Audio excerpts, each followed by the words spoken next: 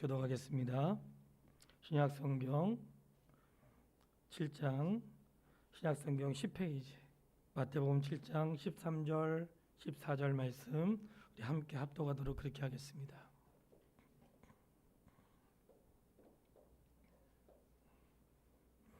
같이 읽겠습니다. 좁은 문으로 들어가라. 멸망으로 인도하는 문은 크고 그 길이 넓어 그리로 들어가는 자가 많고 생명으로 인도하는 문은 좁고 길이 협착하여 찾는 자가 적음이라. 아멘. 주님의 이름으로 축복합니다. 어떻게 뭐라도 좀 드셨나요? 못 드셨나요? 예, 어깨를 좀 펴시고 팔도 좀 이렇게 돌리시고, 식사를 안 하셨기 때문에 졸리진 않으시겠네요. 조금 몸도 좀 돌리시고. 저희가 그 철로역정을 요한계시록을 잠시 중단하고 철로역정에 있는 말씀을 전하면서 딱딱한 시간보다는 성경을 공부한다 이런 마음 가지고 하면 좋겠고요.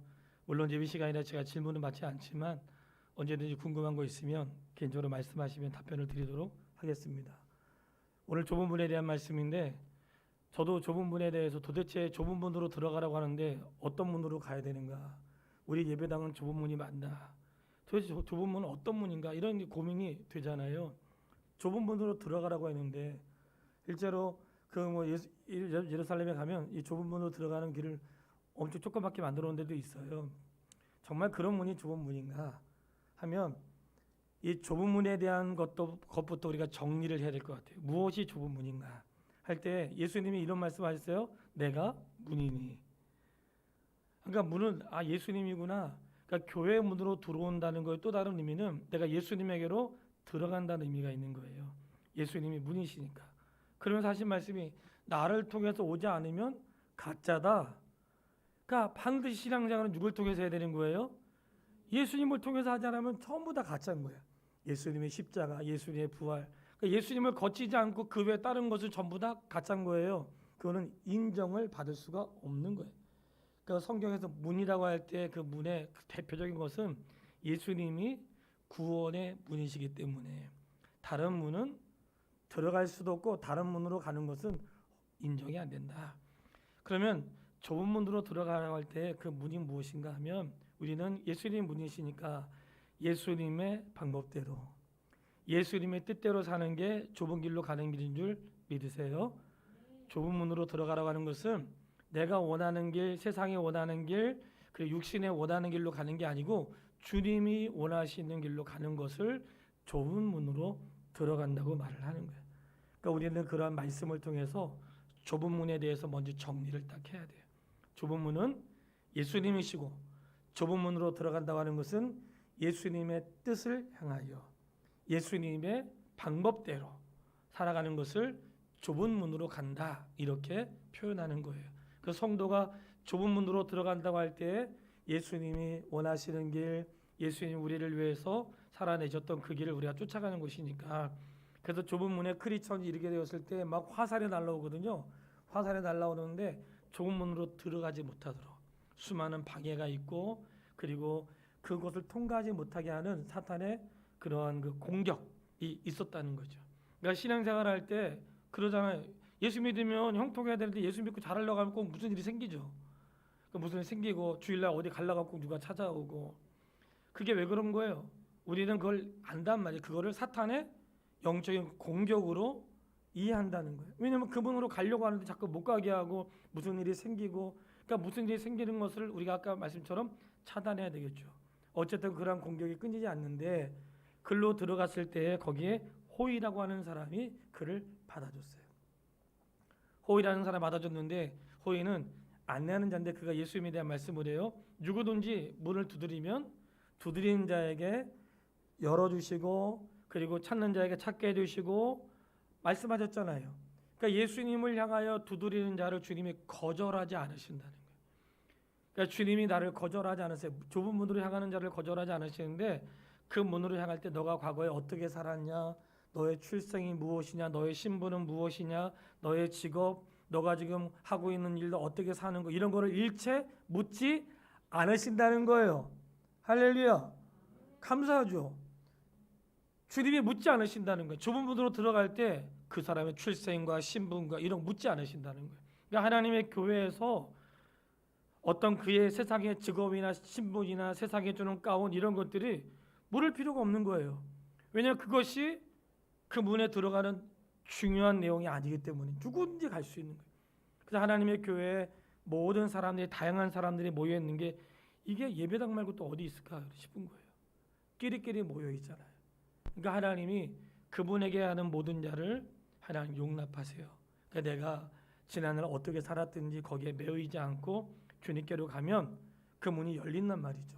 그러니까 우리가 성경에서 구하고 찾고 두드리라고 할 때에 우리가 인식하는 건 뭐예요? 아, 내가 원하는 거 있으면 무조건 찾고 구하고 두들겨야지, 이런 생각을 하지만 좁은 문으로 가라고 했으니까 엄격한 의미에서는 내가 주님께로 갈 수 있도록 문을 두드리고 주님께로 가는 길을 찾고 주님께로 가기 위해서 부르짖는 그런 의미가 그 안에 포함되어 있는 것이죠.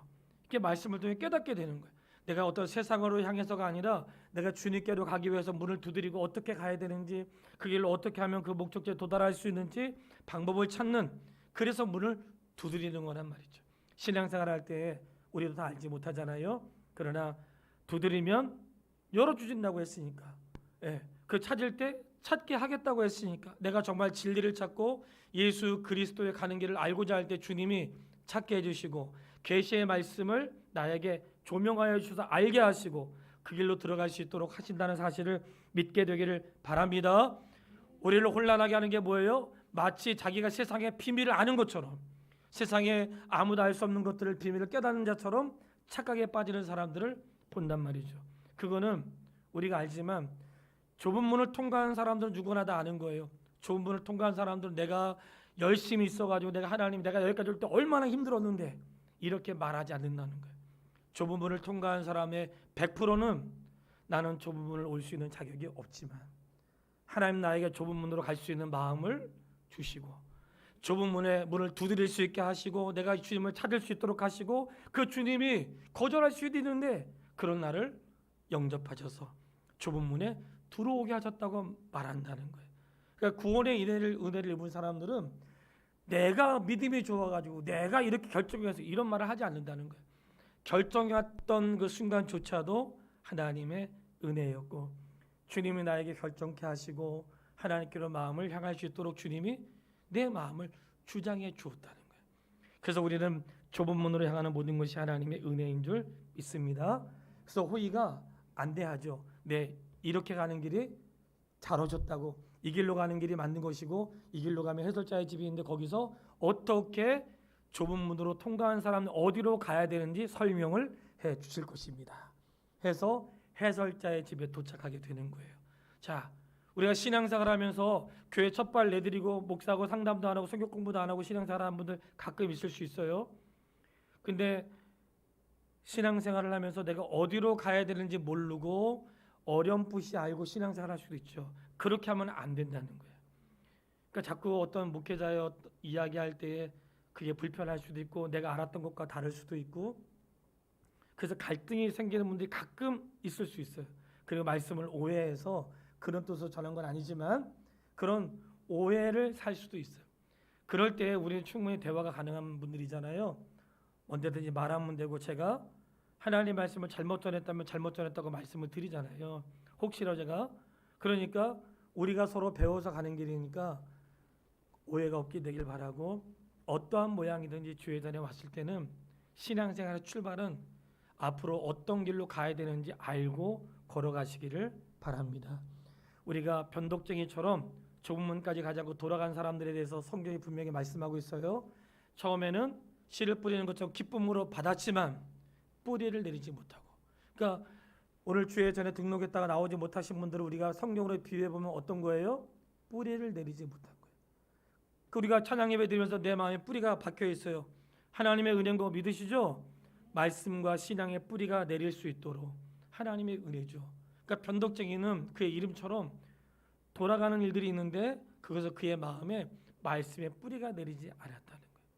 그래서 우리가 성도님들께 부탁을 드리는 것은 초신자라든지 다양한 모습으로 주회전에 나왔을 때 그때는 이미 말씀이 뿌려졌지만 뿌리가 내리지 않은 상태이기 때문에 가급적 그에게 심기를 건드리지 않고 그가 그리스도 안에 정착할 수 있도록 도와주는 것도 먼저 구원받은 하나님의 사람의 역할인 줄 믿습니다.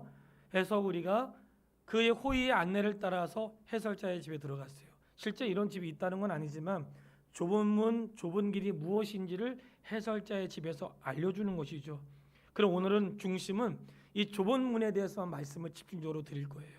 좁은 문 말씀드린 것처럼 예수님이 가신 길이고 예수님 앞에 있는 선지자와 예수님 뒤에 세워졌던 사도들이 걸어갔던 길이에요. 신앙생활은 무언가 사도와 선지자들과 예수 그리스도께서 보여주었던 그 길로 걸어가는 것 믿으시죠? 신앙생활은 내가 개척하고 만들어가는 길이 아니에요.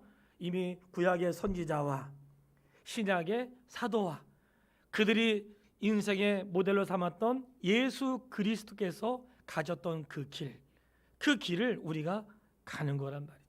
그러니까 좁은 길로 간다고 하는 것은 예수님이 우리에게 보여줬던 길로 가는 것이고 선지자들과 사도들이 살았던 삶의 모습의 길로 가는 것을 좁은 문, 좁은 길로 간다고 하는 거예요.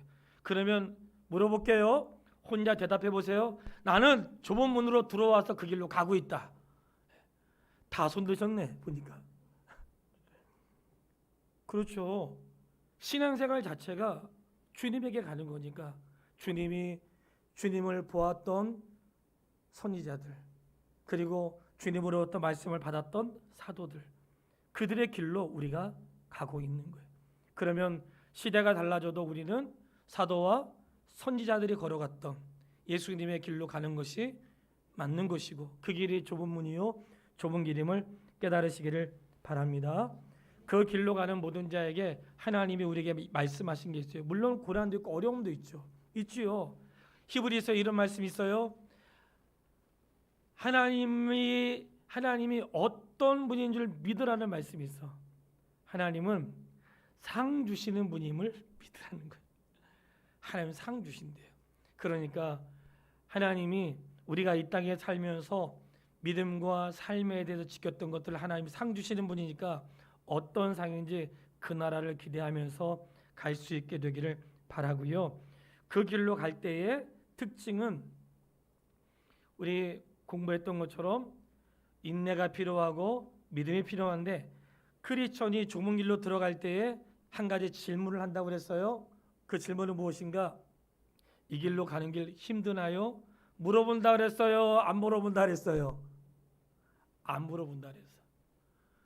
목사님 되는 거 힘들어요? 이런 거 안 물어본단 말이지. 예. 좁은 길로 가면 힘들어요? 이런 거 안 물어본다는 거야. 오히려 크리스찬이 뭘 물어봤어요? 어떻게 하면 벗어나지 않을 수 있습니까? 좁은 길로 가는 길을 방해하는 길은 어떤 길이 있습니까?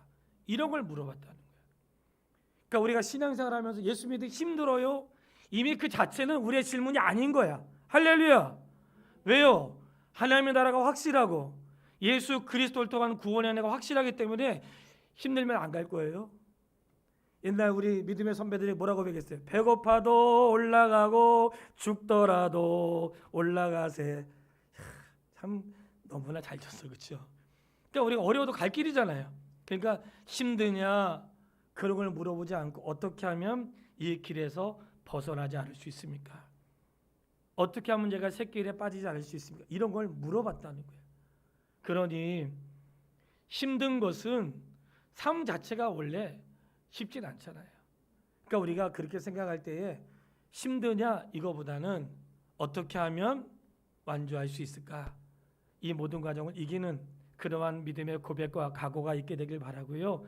우리 성도님들이 신앙생활의 첫 발에 하나님이 힘을 주셔서 시작하신 이가 마칠 때까지 우리를 보호하시니까 약속을 확신하면서 우리의 길이 좁은 길이고 말씀처럼 좁은 길로 가는 길이 생명으로 인도하는 문은 좁고 길이 협착하여 찾는 자가 많다고 했어요? 적다고 했어요? 적다고 했어요. 그러니까 우리는 지금 적은 무리 속에 있는 거죠. 그 길로 가는 자는 적다는 거예요. 그러니 신앙생활 하는 사람이 적은 게 맞는 거예요. 왜냐하면 편안한 길로 사람들 가고 윤택한 길로 가려고 하고 넓은 길로 가려고 하기 때문에 그 길로 가려고 하는 사람이 많다는 거예요. 그런데 좁은 길, 생명의 길로 가는 사람들은 적다는 거예요. 그렇기 때문에 우리가 이 시대에 많고 적음의 문제가 아니라 이것이 생명인가 생명이 아닌가가 중요하고 생명의 길로 들어섰으니까 끝까지 완주하는 하나님의 사람 되기를 바랍니다. 자, 이렇게 좁은 문을 통과하여 좁은 길로 어떻게 가야 되는지 그 길을 알려준 것이 해설자의 집이었다는 거예요. 해설자의 집에 도착하자마자 그가 제일 먼저 보여주었던 액자는 목자상이라는 거였어요. 목자상을 보여줬는데 목자상은 저는 처음에 예수님을 의미한다고 생각했는데 자세히 보니까 그런 의미도 있지만 이 땅에서 성도들을 하나님께 인도하는 목자들을 의미하는데 목자상에 대한 그림이 이렇게 해석되어 있어요. 그의 위에는 면류관이 있고 입에는 진리의 말씀이 있고 성경에는 말씀이 있죠. 그리고 그는 세상을 등지고 앞을 향해 나가고 있다는 거예요. 근데 이런 표현이 있는데 세상에는 여러 목자들이 있는데 여러 목자들이 있다는 표현 중에는 가짜도 있을 수 있지만 신실하지 않은 사람도 있을 수 있는 거죠. 참 이럴 때 되게 두려운 거예요. 근데 목자는 어떻게 살아야 되는가? 하늘의 면류관을 바라보면서 세상은 등지고 입술에는 하나님의 말씀과 그 손에는 진리를 행하는 이런 것들이 그의 삶에 있어야 된다는 거예요. 그런데 목자상을 말할 때 너무나 저를 부끄럽게 하는 것은 이런 사람들은 1000명 중에 1명 있다는 거예요. 그 정도로 하나님의 사도와 선지자들 예수 그리스도께서 가신 길을 온전히 쫓아가는 사람들이 적다는 것을 우리에게 말씀하고 있는 거예요. 저도 그런 무리에서 벗어나지 않도록 노력할 것이고 우리 성도님도 종을 위해서 기도할 때에 벗어나지 않도록 끝까지 목자로서의 역할을 감당할 수 있도록 세상의 즐거움과 세상의 명예와 일을 위해서 가는 것이 아니라 주님이 가르쳐 주셨던 길을 인도하고 그렇게 살아낼 수 있는 목자가 될 수 있도록 기도해 주시기를 바랍니다. 그러니까 그런 목자가 중요하다는 거예요. 그러니까 성도에게 누가 중요하겠어요? 말씀을 인도하는 목사가 중요한 거예요. 왜냐하면 내 영혼의 갈 길을 인도하는 사람이기 때문에 그래요.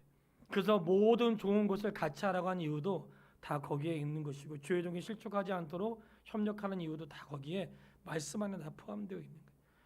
분명한 것은 하나님이 많은 사람이 다 선생되지 말라고 했으니까.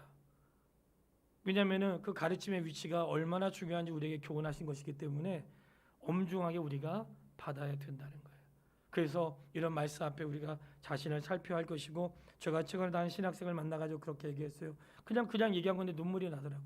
야, 가짜가 진짜 많고 그냥 가는데 얼렁뚱땅 가는 사람도 많아. 너 그렇게 하려면 가지 말고 정말 마음을 다해서 뜻이 있으면 그때 가라. 그렇게 권면을 했단 말이에요. 이 땅에 신학생이 많은 게 중요한 게 아니고요. 목사가 많은 게 중요한 게 아니라 바르게 가는 사람들이 중요합니다. 성도가 많은 게 중요한 게 아니에요. 그러니까 우리는 그런 하나님 나라의 확장을 말씀드렸던 것처럼 예배당의 확장이 아니라 예수 믿는 사람의 확장인데 여기서 예수 믿는 사람의 확장은 누구냐면 제자들을 말하는 제자들. 그냥 교회 다니는 사람 말고요. 정말 그리스도를 따라가는 사람들. 그리스도를 따라가면서 그 좁은 길로 가면서 좁은 문을 통과하여 좁은 길로 가는 사람들, 그 사람들을 말하는 거예요. 어떤 어려움이 와도 말씀을 쫓아가고 그 길로 가고 인생에 문제가 있을 때 하나님 말씀으로 자기의 인생을 결정하고 그게 좁은 길로 가는 사람들이죠. 이런 제자가 필요한 거예요. 근데 하나님의 교회에 왔는데 제자는 안 되고 그냥 왔다 갔다 하면 안 된단 말이지. 우리가 자녀가 어떻게 해요? 성장하고 성숙하고 그래야 부모의 기쁨이 되잖아요. 그렇다고 해도 지옥 가는 건 아니지만 하나님의 기대가 있단 말이지. 하나님 우리를 향한 하나님의 기대는 제자가 되는 거예요. 좁은 문을 통과하여 그 길로 걸어갈 수 있는 사람. 그래서 제자로서의 삶을 살고 주님이 가신 길을 해낼 수 있는 그것이 우리에게 원하시는 하나님의 기대라는 것을 기억할 수 있게 되기를 바랍니다. 그를 위하여 목자가 필요한 것이고 또 목자는 그 역할을 감당해야 되는 것이고요. 그래서 철로역정에 대해서 마무리하면 저도 그런 고백이 되더라고요. 하나님, 제가 먼저는 온전한 그리스도인이 되고 그리고 그리스도인들을 주님께로 인도하는 전도자로서의 사명을 완수할 수 있도록 해달라는 기도가 절로 되더라고요. 자, 이렇게 해서 통과했어요. 통과한 다음에 거기서 보여준 것은 무엇이냐면 거기에 율법과 복음에 대한 먼지 쓰는 사람들이 나오는데 먼지는 사람의 부패한 마음이라 쓸면 쓸수록 먼지가 일어나니까 더 복잡하고 냄새가 나는 거예요. 그래서 빗자루 쓰는 사람이 나오는데 그 비유를 율법과 복음이라고 했다는 거예요. 우리가 믿음의 길을 가는 데에는 두 가지 길이 있는데 하나는 율법으로 가는 거고 하나는 복음으로 가는 길인데 이 먼지는 잔뜩 쌓여 있는데 그거 알죠? 우리 눈에 안 보이지만 빛이 비치고 화나면 이 안에 먼지 쌓여 있는 거 다 아시잖아. 다만 우리는 보이지 않기 때문에 자유를 누리는 것이지 사실 먼지 많거든요. 예배가 끝나면 항상 창문을 열어놓긴 하는데 좀 그런 어려움도 있어요. 안 보이다가 빛이 들어오면 다 보인단 말이지. 근데 그걸 쓸어봐야 그냥 계속 먼지만 날리는 건 닦이는 게 아니에요. 그것을 율법으로 비유했다는 거예요. 이 말씀은 선한 행위나 도덕이나 착하게 살아가는 것으로는 그저 더 먼지만 낄 뿐인 거예요. 그것으로 내 인생의 문제를 해결할 수 없다는 거예요. 어떻게 해결할 수 있는가? 내가 해결하는 것이 아니라 복음, 거기다가 물을 뿌려서 모든 걸 잠재고 깨끗이 씻어버린단 말이죠. 예수 그리스도의 십자가와 그 보혈의 피가 우리를 모든 인생의 문제를 깨끗하게 하시고 새롭게 하는 것임을 말씀하고 있는 거예요. 앞으로의 이후의 발걸음도 나의 어떠한 성숙함은 율법을 위한 성숙함이 아니라 내가 그리스도 예수의 사람으로 성숙하고 인격 있는 사람으로 사는 것이지 율법주의로 사는 건 아니라는 거예요. 나의 모든 하나님의 은혜는 나된 것은 하나님의 은혜라는 것이 믿음의 사람의 고백인 거예요. 그래서 우리는 율법으로 사는 자가 아니라 뭘로 사는 거예요? 복음으로 사는 사람이라는 걸 꼭 믿으세요. 수요일 금요일 날도 잠깐 말씀드렸지만 좋은 일이 아니라 자꾸 말씀드리기가 그래서 오늘 혹시 못 들으신 분이 있을까 봐 한 번 더 말씀을 드리면 최근에 한 분이 돌아가셨어요. 서울에서 뭐 하시는 분이더라고요. 근데 우리는 옳고 그런 걸 떠나가지고 제가 성도에게 교훈이 되는 말씀을 드렸어요. 나의 죽음으로 내 죄가 용서받을 수 있다면 다 죽어 마땅하죠. 내가 아무리 죽어도 스스로 그 문제를 해결할 수 있다 없다? 없다는 거 기억하세요. 내가 죽음으로 용서받는 게 아니에요. 내가 죽음으로 자신의 삶의 문제가 해결되는 게 아니라고. 성경은 우리에게 그런 방법으로 인생의 문제를 해결하라고 말씀하지 않으세요. 너의 심령을 주께로 돌아와 회개하고 돌이키는 것이 내가 속죄를 받는 길이고 새롭게 되는 것이지 내 삶의 죽음으로 끝내는 것은 그리스도의 모습이 아닐 뿐만 아니라 세상을 사는 방법이 아닙니다. 혹여라도 정말 너무 힘들어가지고 이렇게 끝나고 싶어도 스스로 하면 안 돼. 이거는 하나님 방법이 아닌 거예요. 그것으로는 어떤 것도 안 돼요. 더불어 말씀드렸어요. 내가 잘못했으니까 내 육체의 고난을 통해서 내가 조금이라도 용서받아야지. 돼요 안 돼요? 안 된다고 했어요. 예. 절대 안 돼. 내가 뭐 좀 괴로움을 통해 내 육체의 괴로움을 가는 그 자체가 미신적인 행위인 거예요. 내가 이렇게라도 해가지고 은혜를 받아야지. 그 자체가 미신적인 행위라는 거예요. 그렇게는 안 돼. 그런 방법으로는 하나님 나라를 내 안에 이룰 수가 없는 거예요. 하나님은 그런 방법이 아니라 복음이라고 분명히 말씀하셨어요. 그래서 우리가 좁은 길이고 좁은 문을 통과해 좁은 길로 가는 사람들은 율법이 아니라 주님이 우리에게 주신 복음, 그 은혜를 받고 십자가와 부활의 감격 속에서 가야 된다는 사실을 믿으세요. 그거 통과한 다음에 의자가 두 개가 있었어요. 하나는 정욕의 의자고 하나는 인내의 의자라고 했어요. 정욕의 의자와 인내의 의자인데 정욕은 그냥 마음이 가는 대로 그냥 눈에 보이는 대로 사는 것이고 인내는 마지막 날을 기대하면서 사는 것이 인내의 의자라고 했어요. 그러니까 성도에게 무엇을 요구하는 거예요? 눈에 보이는 육신의 삶이 아니라 마지막 날 있을 그날을 바라보면서 인내와 소망의 삶이 우리에게 있어야 된다는 거예요. 성도에게 있어서 약속은 이 땅에서의 육신의 것으로만 생각하면 안 돼요. 절대로 그러면 안 됩니다. 때로 하나님이 히브리서를 통해서 너희가 욥을 생각하라 그랬잖아요. 욥을 생각할 때 욥에게 하신 말씀이 있어요. 욥의 결과를 생각하라고 했다. 욥의 결과를 생각하라. 이 말씀은 욥을 샘플로 보여준 건데 그가 인생에 엄청 어려움이 있었지만 그 결과가 좋았잖아요.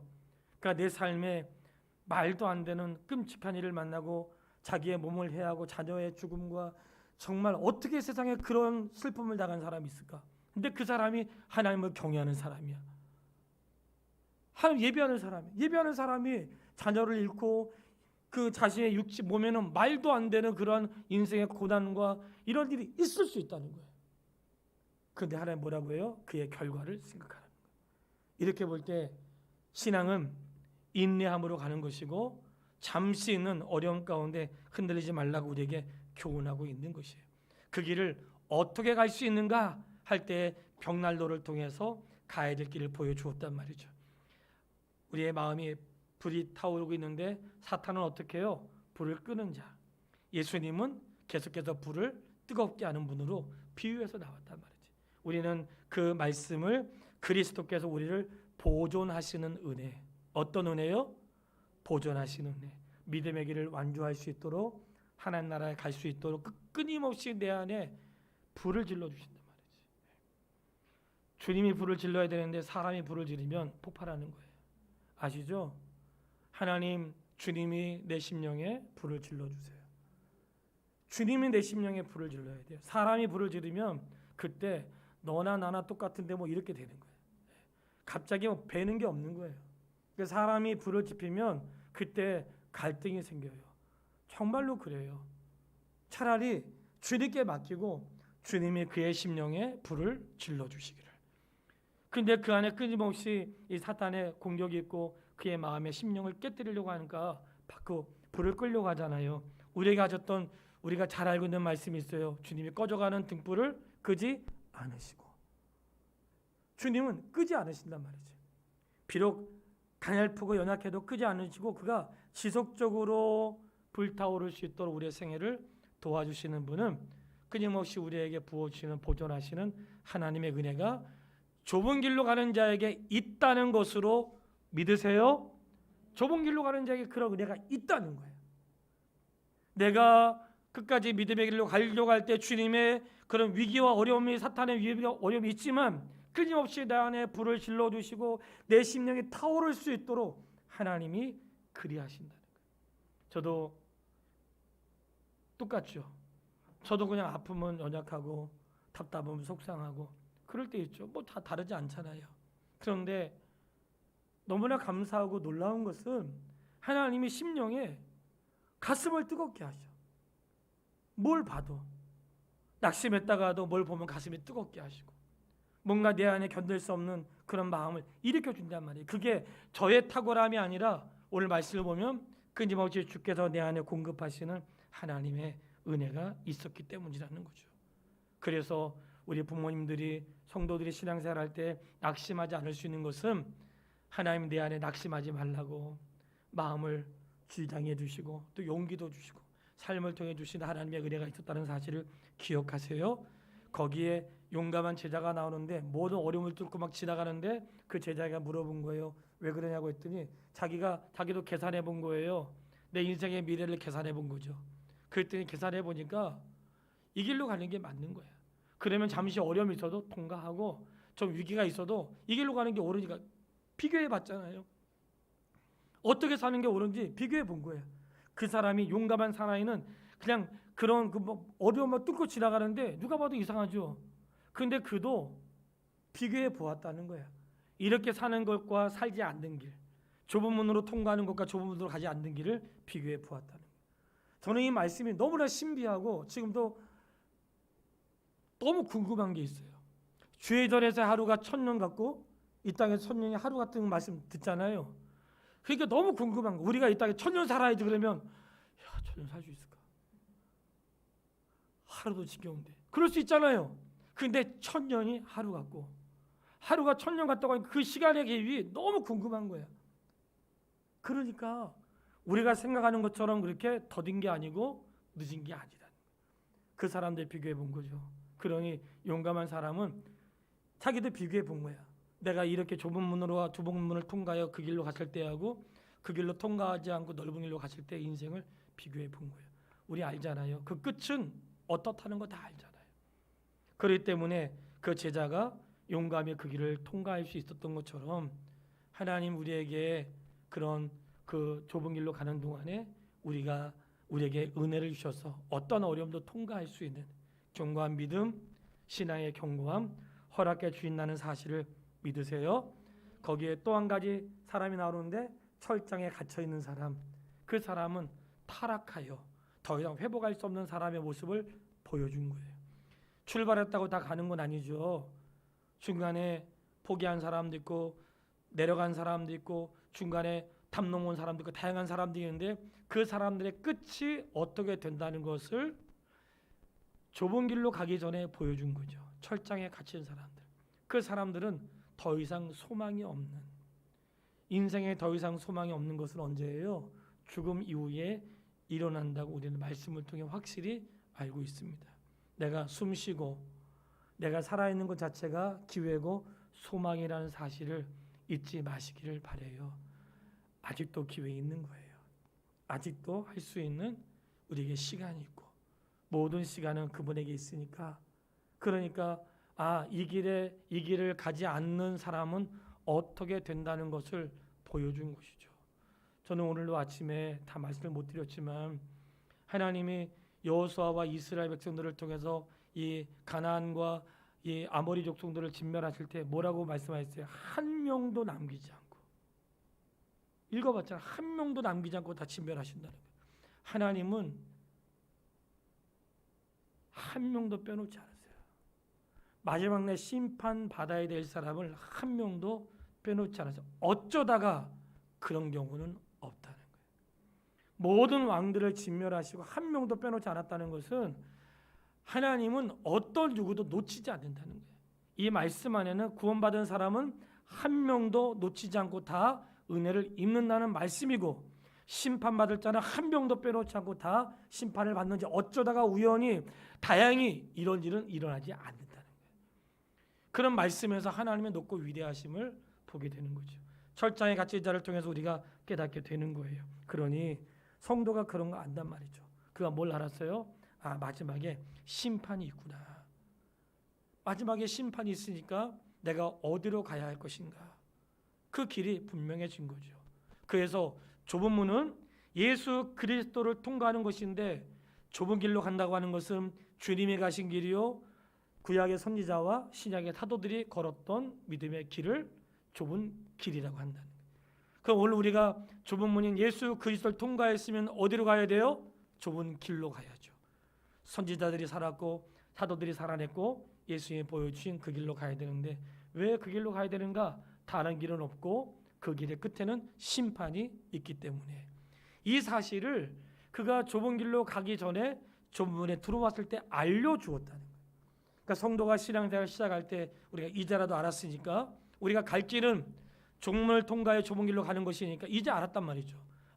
내가 평생에 진리의 말씀을 쫓아, 그리고 두 가지의 의자가 있는데 항상 정욕의 의자가 아니라 인내의 의자를 향하여, 인생에 문제가 있을 때 율법이 아니라 복음을 통해서 그 길로 가는 동안에 사탄의 끊임없이 나를 꺼뜨리려고 하는 심령이 있지만 나를 보존하시는 그리스도 은혜가 주님 나라 갈 때까지 있으니, 철장에 갇힌 자로 살지 않고 마지막 심판 때 멸망하는 자로 살지 않고 그 끝에서 소망이요 구원에 얻는 자로 살아갈 수 있도록 이 길을 완주해야 되겠구나 하고 걷는 것이 좁은 문을 통과하여 그 길로 가는 사람들의 모습인 줄 믿으세요.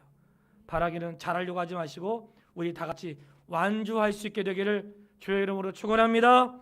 찬양하겠습니다. 사람을 살리는 노래, 우리 그 찬양하시죠.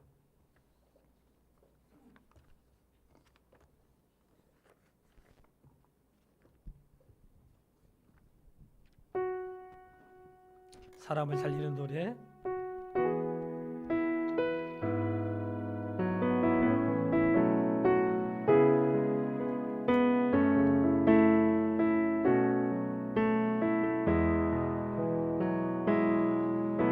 주 부르심 따라 예수 이름 부르며 나의 인생을 드렸네.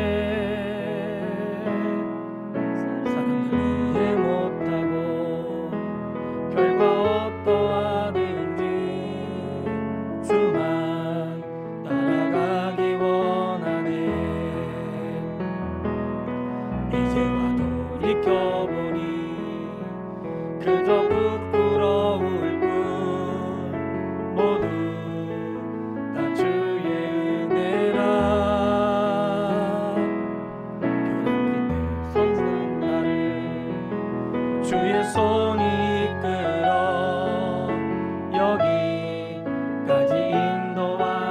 처음부터 다시 한번 하겠습니다. 조심 따라 예수 이름 부르며 나의 인생을 드렸네. 사람들 이해 못하고 결과 어떠하든지 주만 따라가기 원했네. 이제와 돌이켜보니 그저 부끄러울 뿐 모두 다 주의 은혜라. 벼랑 끝에 선 나를 주의 손이 이끌어 여기까지 인도하셨네. 하나님 사랑 날 떠나지 않고 끝까지 사랑하셨기에 오직 예수와 십자가만 바라보면서 나의 생명도 아낌없이 드리기 원했네. 내 노래가 사는 영원히 느껴 다시 살게 하는 노래가 되길. 주 배울 때 착한 일뿐이라 칭찬받기 나워. 내 노래가